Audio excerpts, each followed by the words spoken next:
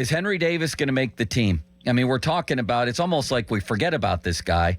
This would be akin to the number one overall pick in any draft, like a Steeler who's like just off the radar, or a Penguin player who's off the radar after getting drafted 1. What's going to happen to this guy? Yeah, Joe, I think he's going to make this team, and I think there's a complicated answer to it in the sense that part of it is going to be merit, right? Part of it is going to be that Henry Davis has earned the opportunity to, if he continues to perform like he has in spring training and look like the guy who isn't necessarily as poll happy as he was last year in spring training at the plate, and he certainly was during the regular season.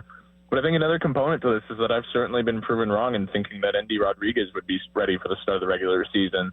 He's certainly playing in these games. He looks fine at the plate. He looks fine in the field. But you have to wonder, would it be in his and the Pirates' best interests to have Andy Rodriguez start the year in AAA, get regular everyday bat, continue to work his way back into that top game-playing shape, rather than force him into, a little bit of a complicated situation in that you have Joey Bart, who's the true number one catcher. At least that seems to be the plan as of right now, and he's earned that right based off of what happened last year. So it's a twofold answer. I think Henry Davis is looking the part of a big league catcher right now, offensively and defensively. And second, a guy in Andy Rodriguez that the franchise thinks a lot of. I don't know that it necessarily would be best for him to have him be an everyday guy right now, or to be in the big leagues right now. So where would Henry Davis play then? I think he's going to be behind the plate, and I think you can find enough at-bats for him on a regular basis to keep him satisfied, engaged, and it's in the best interest of the Pirates. I don't think he's going to catch more than 2-3 times a week. I think Joey Bart and him will split that up relatively evenly, but Bart will get the majority of the starts behind there. In a series, a 3-game series, Davis will start at least one of the 3, and then you can rotate him in at DH. I mean, I don't think it's realistic to believe that Andrew McCutchen is going to be the everyday designated hitter, and the Pirates are going to want to rotate that spot with other guys.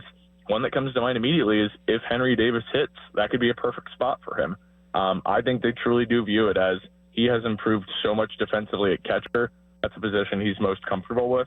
Keep him there rather than try and pigeonhole him into a position that doesn't really work out. We saw that in 2023 when they tried to put him in right field. Certainly he has the arm strength to do so, but that's a position that just doesn't come naturally to him, and you have to wonder if it really ever would. As of right now, they're trying to get the bat figured out. It seems to be trending in the right direction. To throw another variable at play there with changing a position, I feel like that would really, not be in the best interest of Henry Davis. So what happens to the human rain delay and Endy? Jason Delay and Endy Rodriguez, they lead the league in catchers. What happens to those two guys? I think Rodriguez, you have him go down to the minors, and the reason that that's fine, and same with Delay, the reason this is fine is because you need to see if Joey Bart is legit. And I understand that last year he really came into his own and found a new home in Pittsburgh where he's got all sorts of family ties. But you have to remember the body of work that he put together in San Francisco was subpar, right? This is a guy who never lived up to his number 2 draft status. Defensively, he is a little bit shaky there.